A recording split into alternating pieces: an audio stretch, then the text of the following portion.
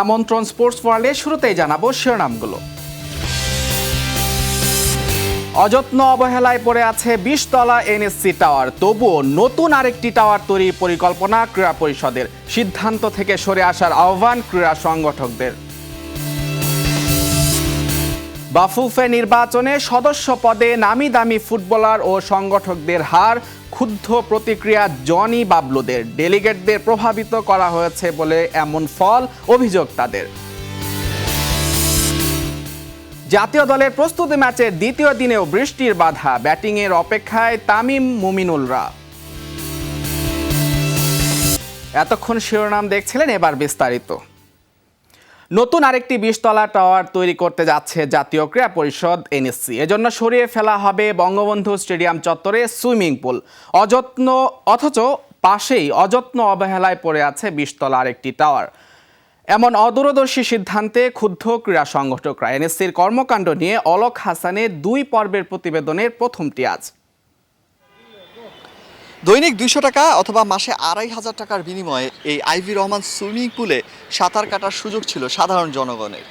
কিন্তু ভবিষ্যতে সাধারণ জনগণ সেই সুযোগটি আর নাও পেতে পারেন, কারণ এই সুইমিং পুলের গোটা এলাকাটাই জুড়ে ২৫ থেকে ৩০ তলা একটি ভবন তৈরির পরিকল্পনা সুপারিশ করা হয়েছে।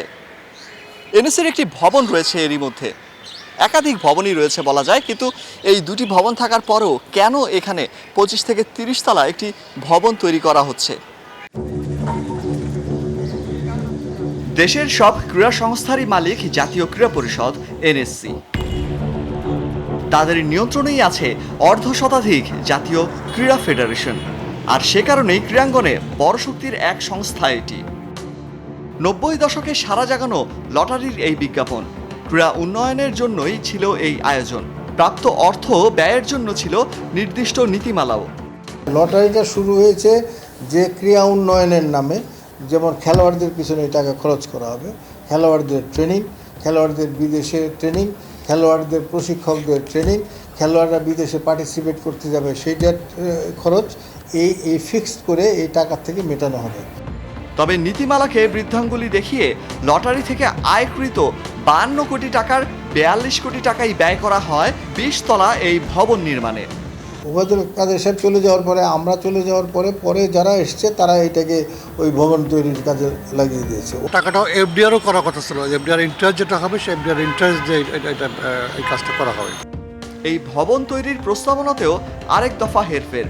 কথা ছিল ২০ তলা টাওয়ারের অর্ধেকটায় জায়গা দেওয়া হবে ক্রীড়া ফেডারেশনগুলোকে, বাকি অর্ধেক থেকে আসা আয় জমা হবে এনএসসির রাজস্ব খাতে।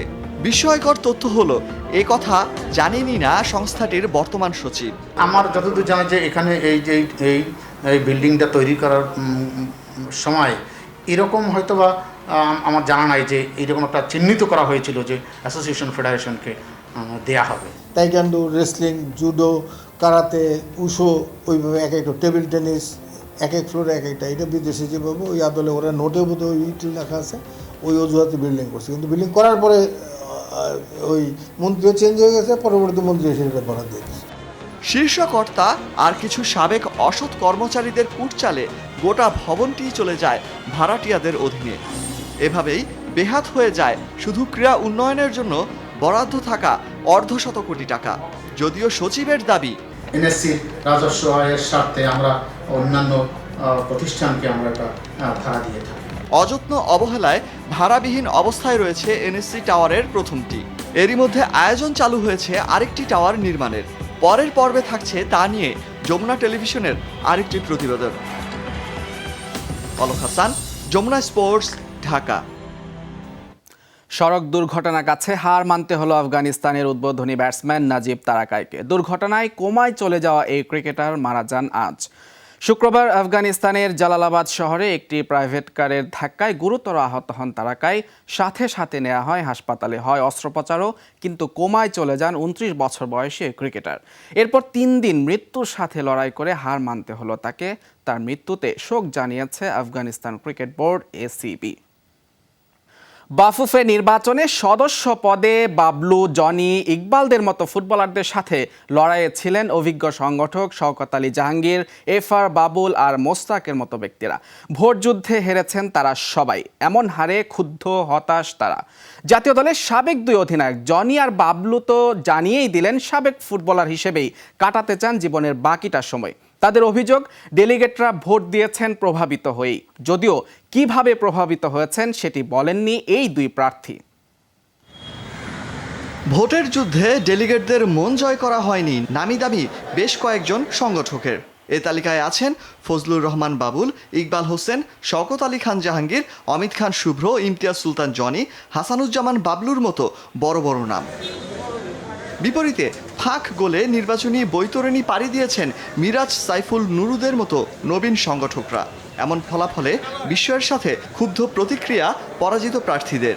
রাগঢাক না রেখেই নিজের ক্ষোভের কথা জানালেন ফুটবল অঙ্গনে অনেক পরিচয়ে পরিচিত হাসানুজ্জামান বাবলু।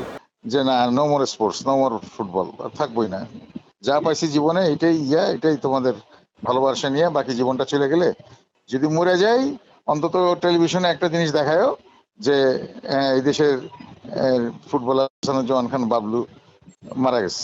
জাতীয় দলের সাবেক ফুটবলার নিপাট ভদ্রলোকের ইমেজের ইমতিয়াজ সুলতান জনির কণ্ঠেও ছিল ক্ষোভ আর হতাশা। বললেন, ফুটবলের জন্য কিছু করলে তা করবেন অনানুষ্ঠানিকভাবে, থাকবেন না ফেডারেশনের আশেপাশে। ফুটবলের জন্য কাজ করব, তবে এটা ঠিক আর কখনো বিএফএফ আর কখনো ফেডারেশনের ইলেকশনে আর যাবো না, যেখানে সিদ্ধান্তের কোনো মূল্য নাই, যেখানে ফুটবলকে মূল্য দেওয়া হয় না যে ইলেকশনে, সেই ইলেকশনে আর কখনো যাব না। সদ্য নির্বাচিত কমিটির অনেকেই সকলকে নিয়ে কাজ করার কথা বললেও জনি বাবলুরা থাকতে চান না। কারণটা হতে পারে ফুটবলের ভবিষ্যৎ নির্ধারণে ডেলিগেটদের অদূরদর্শী সিদ্ধান্ত। কারা জিতলো, কারা হারলো, কারা হয়ে গেল, আমি, জনি, আসলাম, তিনজন এই দেশের ফুটবলের ইতিহাস, এদেরকে বাদ দিয়ে লেখা যাবে না। এরা টাকার কাছে পরাজিত হয়ে বাড়িতে ফিরে গেলাম। কি ভেবে এরা সিলেক্ট করেছে, এটা কি বলবো, যারা ডেলিগেটরা, ওনাদের উচিত হবে ফুটবলের কথা চিন্তা, উচিত ছিল ফুটবলের কথা চিন্তা করলে ডিসিশনটা দিয়ে। সাবেক তারকা ফুটবলারদের এমন অনীহার কারণে ভবিষ্যতে ফুটবলের অবস্থান কি হয় সেটা দেখার অপেক্ষাতেই আছে দেশের লক্ষ কোটি ফুটবল প্রেমীরা। অলক হাসান, যমুনা স্পোর্টস, ঢাকা। দুই দিনের দ্বিতীয় প্রস্তুতি ম্যাচ চলছে মিরপুর স্টেডিয়ামে। আবারও সেখানে বাধা হয়ে দাঁড়িয়েছে বৃষ্টি। দর্শক, সেখানে আছেন আমাদের সহকর্মী হাসিনুর রহমান। আমরা সরাসরি চলে যাচ্ছি তার কাছে। হাসিনুর, বৃষ্টি যেমন দেখছেন, তাতে কি আজ খেলা হওয়ার সম্ভাবনা কোনো আছে? হাসান মাহমুদ গতকাল ইনজুরিতে পড়েছিলেন, তার কোনো আপডেট কি আছে?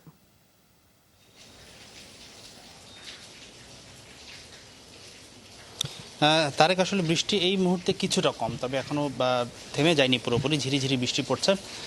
যেই পরিমাণ আবহাওয়া, আমরা একটু সরাসরি যদি মাঠের পরিবেশটা দেখাতে চাই, আকাশ যদি সম্ভব হয় একটু মেঘ দেখাতে চাই, পুরো আকাশই কিন্তু মেঘলা হয়ে আছে। বিশেষ করে মিরপুর অঞ্চলে আমরা যখন আমাদের অফিস থেকে আসছিলাম তখন ওই দিন কিন্তু আবহাওয়া একটু রৌদ্রোজ্জ্বল ছিল বা এতটাও মেঘলা ছিল না। প্রচণ্ড বৃষ্টি হচ্ছিল, কিছুক্ষণ হলে 10 মিনিট হলো বৃষ্টির তীব্রতা কিছুটা কমেছে। তবে যেহেতু সারাদিন ব্যাপী খেলা, বিকেল পর্যন্ত খেলা, যদি আবহাওয়া পরিষ্কার হয়ে যায়, মিরপুরের ড্রেনেজ সিস্টেমও ভালো, আশা করা যায় দ্বিতীয় সেশন থেকে খেলা শুরু হলে হতেও পারে, যদি নতুন করে বৃষ্টি না নামে। এরকম থাকলে মনে হয় খেলা হতে পারে। হাসান মাহমুদের যে বিষয়টি জানতে চেয়েছেন, হাসান মাহমুদ গতকালকে কিন্তু যারা ব্যাটিং করেছেন সেই ব্যাটিং দলে ছিলেন হাসান মাহমুদ, সেই জন্য তিনি মাঠে নামেননি। তবে তাকে আমি নিজে দেখেছি ফিজিওর সঙ্গে আলাদাভাবে কাজ করতে, কিন্তু সেইভাবে কিন্তু কোনো নতুন করে তিনি ইনজুরিতে পড়েছেন কিনা না নর্মালি স্ট্রেচিং করেছেন, একটা গুঞ্জন শুনেছি যে তিনি হয়তো চোট পেয়েছেন, সেই বিষয়ে বিস্তারিত জানা যায়নি। আজকে আসলে তাদের দলের বোলিং করার কথা, বোলিং শুরু হলে বিষয়টা নিয়ে বিস্তারিত আরও জানা যাবে যে তিনি আসলে কতটুকু ইনজুরিতে পড়েছেন বা তার ইনজুরি কতটুকু সিরিয়াস। তবে আরেকটি বিষয়, তারেক, আজকে সবার দৃষ্টি থাকবে তামিম ইকবালের দিকে। তামিম ইকবাল কিন্তু প্রথম প্রস্তুতি ম্যাচটি খেলেননি এবং তার একটা ফর্মে ফেরার তাড়না আছে, কেননা সাম্প্রতিক সময়ে আন্তর্জাতিক ক্রিকেটে তিনি সামর্থ্যের পরিচয় দিতে পারছেন না। তো আশা করব যে আজকে যে দ্বিতীয় দল গতকালকে যারা বোলিং করছেন তারা ব্যাটিং করবেন এবং তামিম ইকবাল আশানুরূপ পারফরমেন্স করতে পারবেন। তারেক। হাসিনুর, আপনাকে ধন্যবাদ। জাতীয় দলের ওয়ানডে প্রস্তুতি ম্যাচের দলে কেন মাশরাফি বিন মুর্তজাকে রাখা হয়নি তা জানেন না বিসিবির cricket operations chairman Akram Khan. এই সিদ্ধান্ত মাশরাফি ও নির্বাচকদের জানিয়েছেন তিনি। তবে করোনা মহামারীর কারণে ঢাকা প্রিমিয়ার লিগের পরিবর্তে টি-20 লিগ দিয়ে নভেম্বরে শুরু হচ্ছে ঘরোয়া ক্রিকেট, নিশ্চিত করেছেন জাতীয় দলের সাবেক এই অধিনায়ক। 2 দিনের প্রস্তুতি ম্যাচের পর 11 অক্টোবর থেকে 3 দলের 6 ম্যাচের ওয়ানডে প্রস্তুতি ম্যাচ খেলবে বাংলাদেশ, যেখানে জাতীয় দলের জন্য বিবেচনায় থাকা আর এইচপির ক্রিকেটারদের নিয়ে 3 দল সাজিয়েছেন নির্বাচকরা। কিন্তু সেখানে রাখা হয়নি কিছুদিন আগে ওয়ানডে অধিনায়কত্ব ছেড়ে দেয়া মাশরাফি বিন মুর্তজাকে। কিন্তু কেন, এই প্রশ্নের উত্তর জানা নেই বিসিবির ক্রিকেট অপারেশনস ও সিলেকশন কমিটির চেয়ারম্যান আকরাম খানের। তার ব্যাপারে তো এটা তো অ্যাবসলিউটলি সিলেক্টর এবং ওর ব্যাপার, এটা তো আমি জানি। তবে আকরাম খান নিশ্চিত করেছেন নভেম্বরে কোন ফরম্যাটে ফিরছে ঘরোয়া ক্রিকেট। এক ম্যাচ হয়ে বন্ধ হয়ে থাকা ঢাকা লিগের পরিবর্তে 6 দল নিয়ে টি-20 লিগ হবে নিশ্চিত করেছেন আকরাম খান। এটা হলো যে আমাদের কর্পোরেট লিগ না, বিসিবির আন্ডারে আমাদের 5-6টা টিম খেলবে, সেই সিদ্ধান্তটা মাননীয় বোর্ড প্রেসিডেন্ট নেবেন। বাট আমরা ওইভাবে তৈরি হচ্ছি আর কি। আমাদের মাথায় কিন্তু একটা জিনিস আছে যে ওয়েস্ট ইন্ডিজ জানুয়ারিতে আসবে। সো আমরা যদি এগুলো ভালোভাবে করতে পারি তাহলে আমরা ওদেরকে এনে আমাদের সিরিজটা আমরা শুরু করতে পারবো।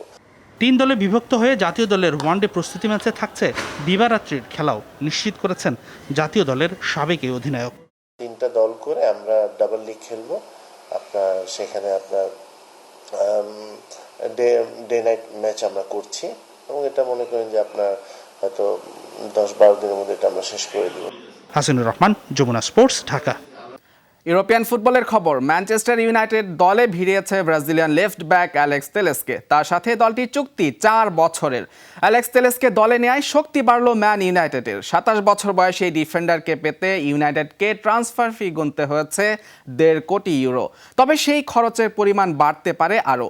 এর আগে 2016 সালে গালাতাসারায় থেকে পোর্তোতে যোগ দেন অ্যালেক্স তেলেস। পর্তুগালের হয়ে 26 গোল করেছেন তিনি, করেছেন 50টির বেশি। এদিকে পিএসজির সাবেক স্ট্রাইকার এডিনসন কাভানি 1 বছরের চুক্তিতে যোগ দিয়েছেন ম্যানচেস্টার ইউনাইটেডে। এই ছিল স্পোর্টস ওয়ার্ল্ডে। আমাদের সাথে থাকার জন্য ধন্যবাদ সবাইকে।